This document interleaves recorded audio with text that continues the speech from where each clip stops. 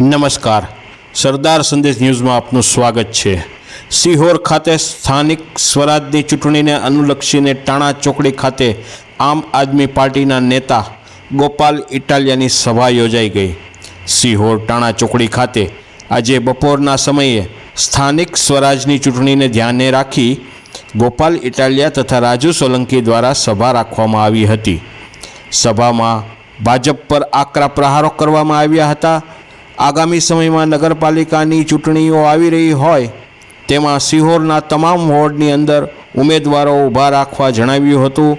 સાથે તમામે સાથ અને સહકાર આપવા વિશેષથી ભાર મૂકવામાં આવ્યો હતો। વિનંતી કરીશ કે આપણને રાજુભાઈ સોલંકી માર્ગદર્શન આપશે।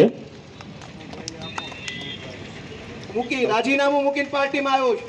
મેં ધાર્યું હોત તો હું બીજા જમાદાર જેમ દંડો પહોંચાડીને રિક્ષાવાળા પાસે સાંજે હપ્તો લઈ શકતો। મારું કામ એ નથી, હપ્તા ઉઘરાવવાનું કામ મારું નથી। મારું કામ હપ્તા બંધ કરાવવાનું છે, મારું કામ ન્યાય અપાવવાનું છે, મારું નથી। ભાજપની સભા અહીંયા થાય તો બને કે 5000 માણસો બેઠા હોય, પણ અમારી પાસે 5 માણસો એ પાંડવ જેવું સત્ય લઈને નિષ્ઠા, ઈમાનદારી, દેશ પ્રેમથી અમે લડવાવાળા માણસો છીએ। અમારે તમારો સહયોગ જોઈએ, સાથ જોઈએ। ભ્રષ્ટાચારીઓથી ડરતા નથી।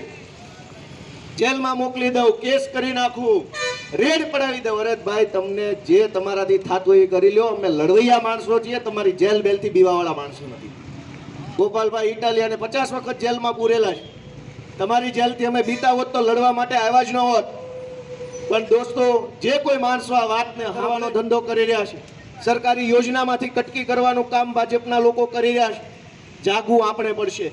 આમ આદમી પાર્ટી ઊભી રાખવા દો પ્લીઝ। એક માણસ આખો દિવસ રિક્ષા ચલાવીને, ઓટો રિક્ષા હાંકે કે મોટી રિક્ષા હાંકે કે નાની રિક્ષા, એક માણસ રિક્ષા હાંકીને પોતાના ઘરનું ગુજરાન